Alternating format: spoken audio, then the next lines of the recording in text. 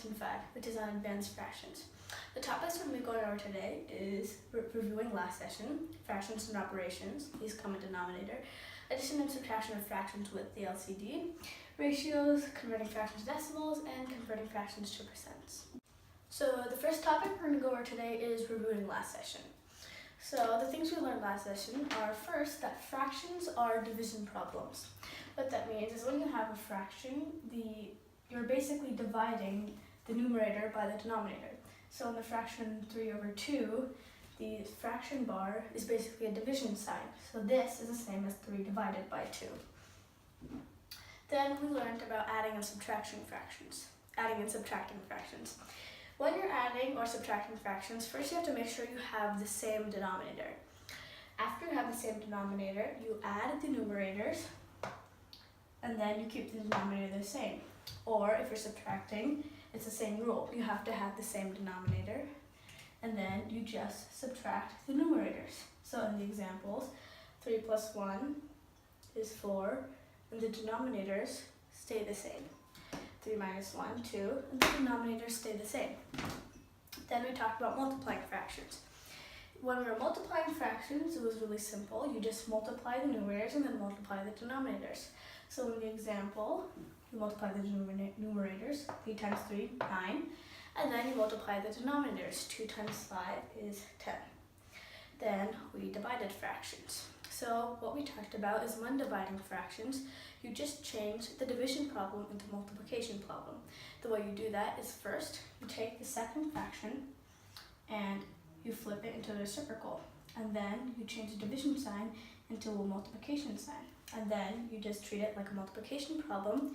You multiply numerators and multiply the denominators. So in our example, 1/5 divided by 5/3, we changed the division sign into a multiplication sign, flipped the second fraction, and then multiplied across.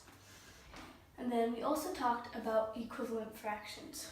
What we talked about is when you had a fraction, in this case 4/5, if you multiply the numerator and denominator by the same number, the fraction you get as a result will be the same as the starting fraction. So 4/5 times 2, numerator and denominator, 4 times 2 is 8, and 5 times 2 is 10. So what we learned is 4/5 and 8/10 are equal. So the next topic we're going to learn about is fractions and operations. Basically, it's mostly going to be a review, but we're going to expand on the topics we learned last class. So first, adding and subtracting fractions. The steps when adding or subtracting fractions is first, making sure the denominators are the same. And then if they aren't, you have to make them the same by finding the LCM, least common multiple, of the denominators, and then using equivalent fractions to multiply a number by the numerator and denominator so that the denominators of both fractions end up the same. Then you add or subtract, depending on the problem, you add or subtract the numerators. And then after that, you leave the denominators the same. And then at the end, if the numerator or denominator have a factor in common other than 1, then you simplify the fraction by using equivalent fractions and dividing the numerator and denominator by that common factor. So basically, after simplifying the fraction, the numerator and denominator shouldn't have any factors in common other than, of course, 1. Okay, so now we're going to do a quick example of adding fractions that will go over the steps we just reviewed. So the problem is 3 over 2 plus 4 over 3. We have to see if the denominators are the same, which they are. We have 2 and 3. So then we have to use equivalent fractions to make the denominators the same. So our first step would be finding the LCM. And the LCM of 2 and 3 is 6. So we use equivalent fractions. For each fraction, we multiply the numerator and denominator by a number that will make the denominator end up as the LCM. So in 3 over 2, we need to make the denominator 6. So we multiply numerator and denominator by 3. 3 times 3 is 9, and 2 times 3 is 6. Then we have 4 over 3.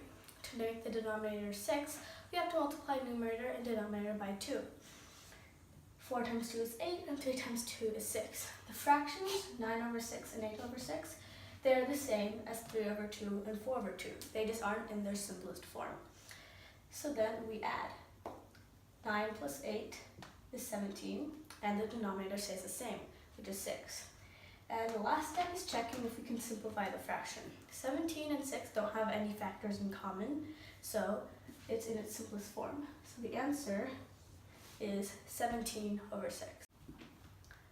So now we're going to go over multiplying fractions. The steps you do when multiplying fractions is first multiplying the numerators, then multiply the denominators, and at the end, simplify. See if the numerator or denominator have any factors in common. So in the example, 3 over 4 times 2 over 5, first step, multiply the numerators. 3 times 2 is 6. Then we multiply the denominators. 4 times 5 is 20. And then last step, simplify. 6 and 20 do have a factor in common. They are both divisible by 2. So you use equivalent fractions and you divide the numerator and denominator by 2. 6 divided by 2 is 3, and 20 divided by 2 is 10. We know that 3 over 10 is the same as 6 over 20. It's just in its simplest form. Since 3 and 10 don't have any other factors in common, then we are done, and 3 over 10 is the answer. Now we're going to learn a new method of multiplying fractions. What you do in this method is you simplify the fractions before you multiply. The benefits of doing this is that the numbers you multiply will already be simplified, so they'll be smaller. So the multiplication problems are going to be easier. So what you do is you look at the problem. 3 over 4 times 2 over 5. And you look at the diagonals, the numerator of one fraction and then the denominator of the other one. And you see if they have any factors in common. 3 and 5, they don't have anything in common other than 1. But 4 and 2, they have 2 in common. They can both be divided by 2. So what you do is you divide 4 and 2 by 2. 4 divided by 2 is 2. And 2 divided by 2 is 1. So it becomes 3 over 2 times 1 over 5. So you can rewrite this.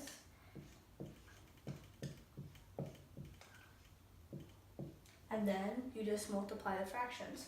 3 times 1, 3, and 2 times 5 is 10.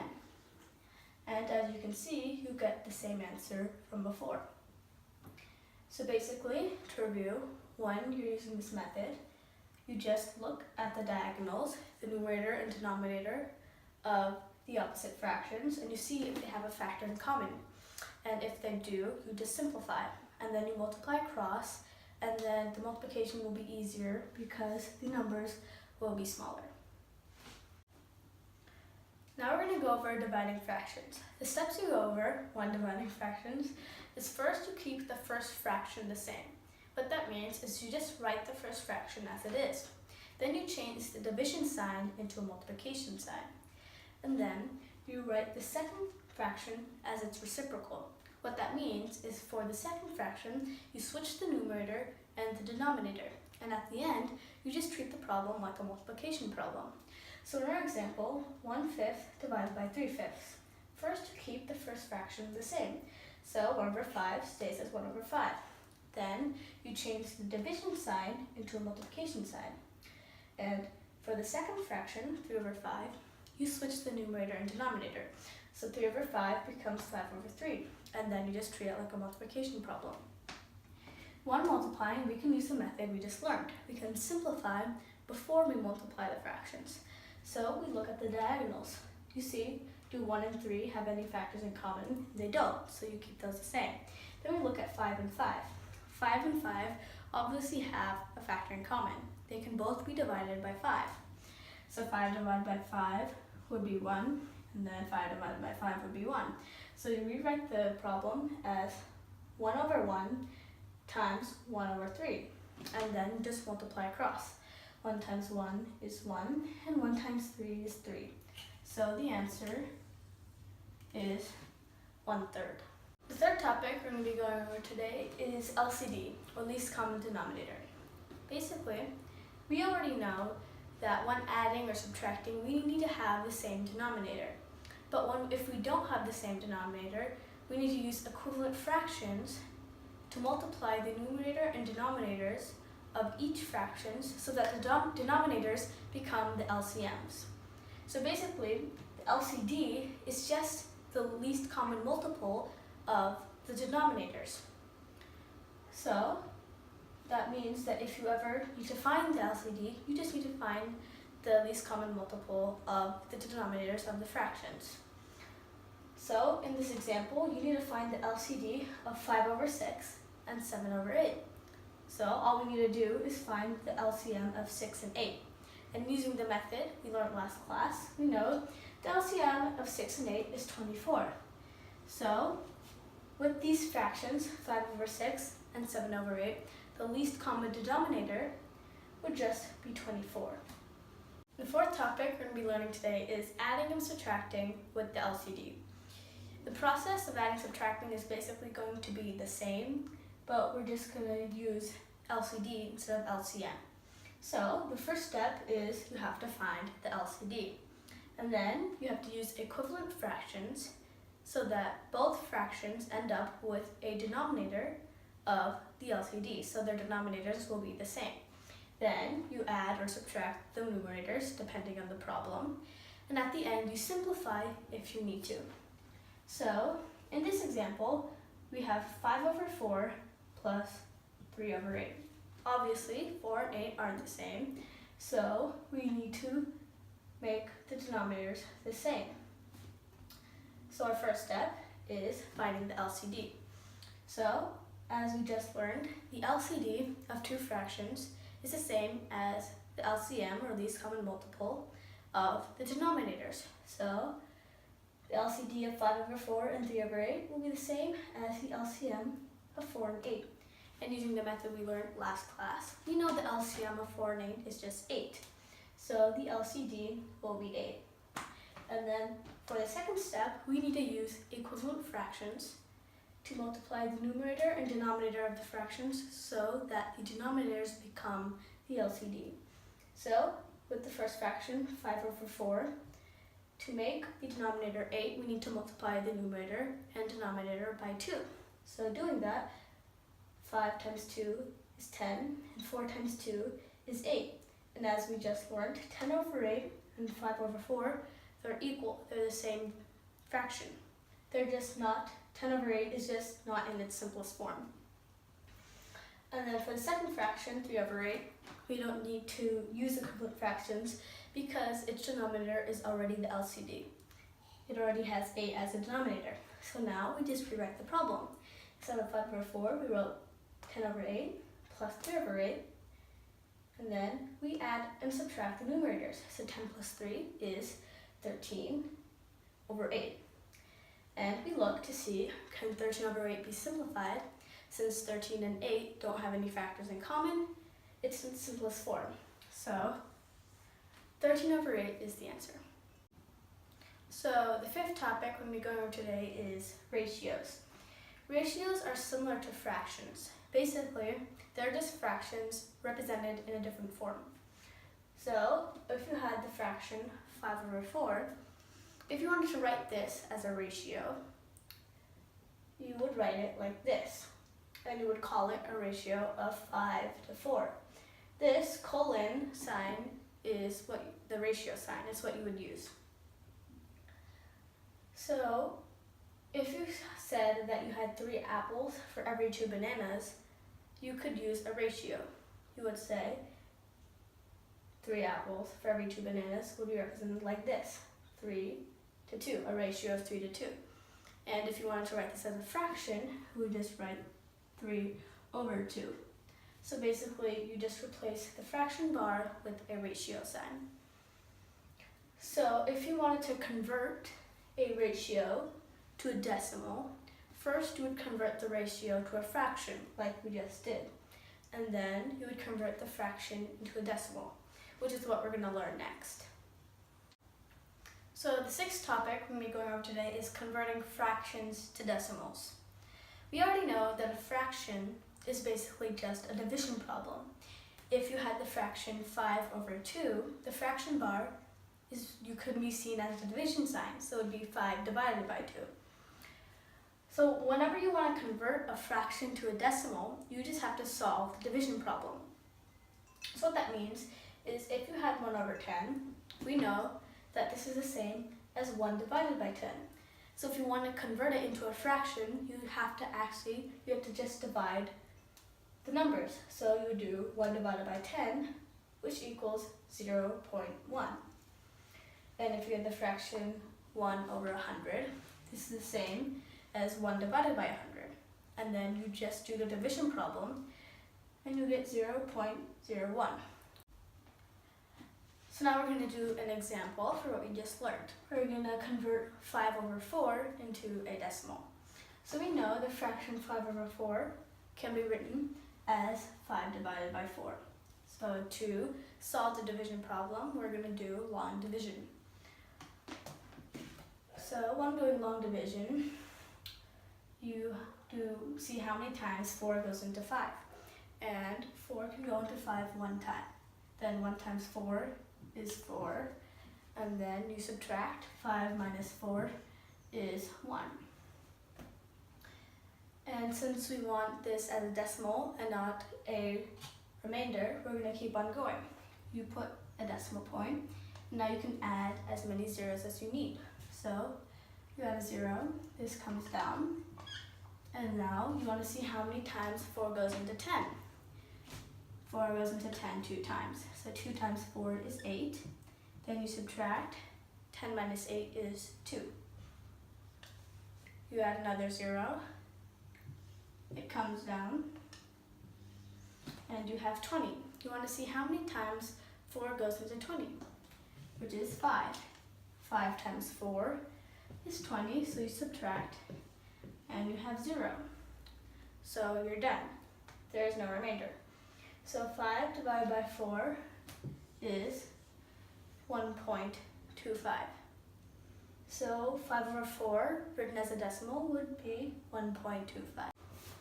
The last topic we're going to be going over today is converting fractions to percents. So a percent, the definition of a percent is out of 100. So if you're trying to convert a percent to a regular number, you have to divide by 100. So in this example, 5%. We want to make 5% into a regular number. So we would do 5 divided by 100, which is 0.05. Or if we wanted to make 5% into a fraction, we would do 5 over 100, which can be simplified to 1 over 20. We know that these are the same because a fraction is basically just a division problem. If you had 100%, you would do 100 divided by 100 to make it into a regular number. And 100 divided by 100 is 1. So in general, if A was any number and you had a percent, to make it into a regular number, you would do A divided by 100, or as a fraction, A over 100. Now we're going to go over some example problems of using percents. If you had 20% of 100, to solve this, first you would convert 20% into a fraction or a decimal. I'm going to convert it into a fraction.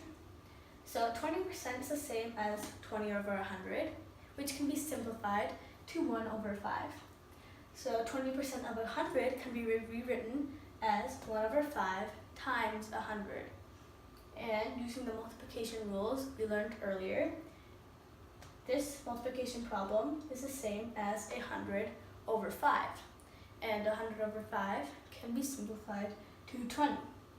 So 20% of 100 equals 20. For our second example, we're going to do 25% of 75. As we just learned, to convert a percent to a regular number, you just have to divide by 100. So 25% is the same as 25 over 100. And if you simplify this fraction, you get 1 over 4.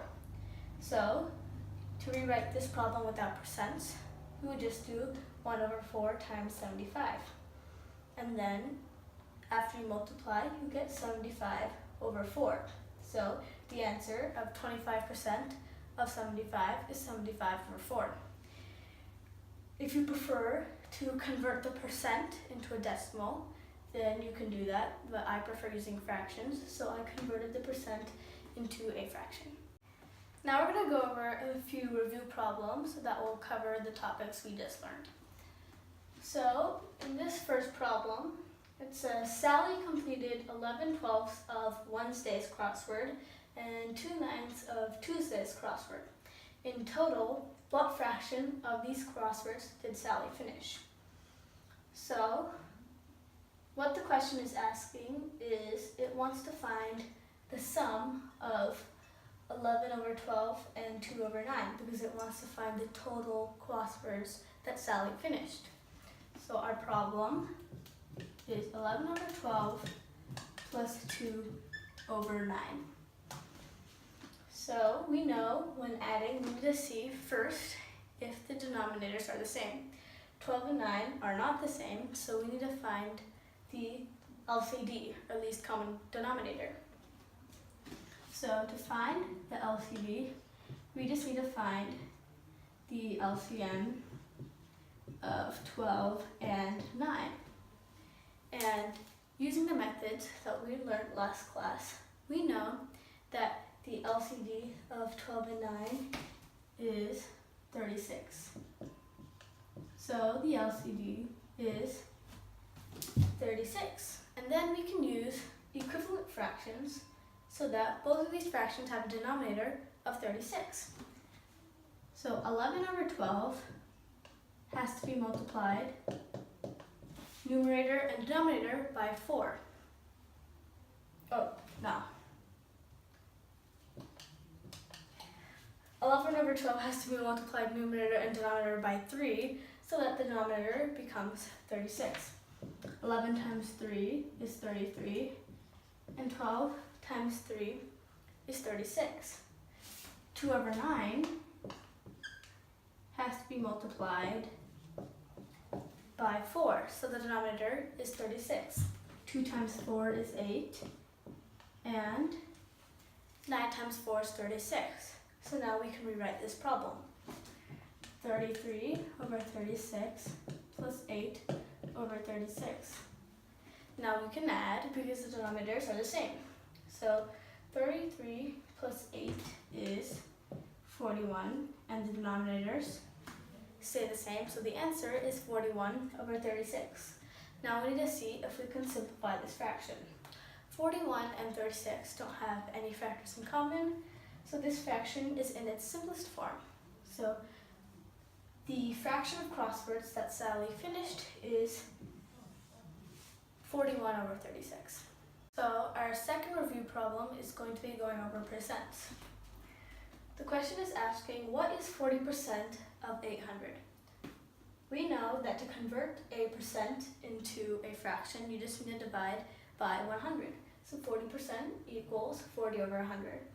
Since we want to write this fraction in its simplest form, we can reduce this fraction to 2 over 5 because 40 and 100 are both divisible by 20.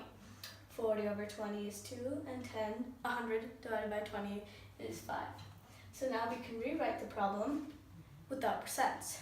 So we replace 40% with 2 over 5, and you get 2 over 5 times 800. And after multiplying this out, you get 320.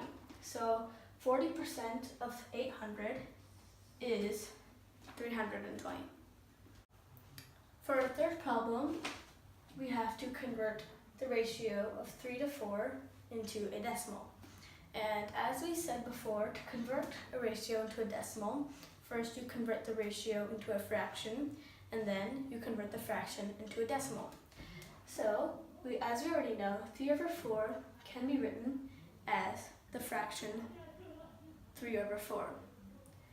And we know that a fraction can be written as a division problem, so 3 over 4 equals 3 divided by 4. And so if we want to convert this into a fraction, we have to use long division. So we need to do 3 divided by 4. And since 4 does not go into 3, we need to put a decimal point and then add a 0. Now we need to see how many times 4 goes into 30. And 4 goes into 30 7 times. 7 times 4 is 28. And then you subtract. 30 minus 28 is 2. Then you add another 0 because you still have 2 left as a remainder. And it comes down. You get 20. So now you need to see how many times does 4 go into 20. The answer is 5. 5 times 4, you write it down as 20, and then you subtract. 20 minus 20 is 0. So there's nothing left, and you have your answer, 0.75. So the ratio 3 to 4, written as a decimal, is 0.75. That's all for this video. If you liked it, give it a thumbs up and subscribe to this channel to see more videos like this. Don't forget to subscribe and like. If you have any questions, you can email info@agoramastercode.org or comment below and we'll reply back. Maybe. And if you want to see practice things or anything about us, you can visit our website, which is basically the end of the email, but without the info and the end. So bye!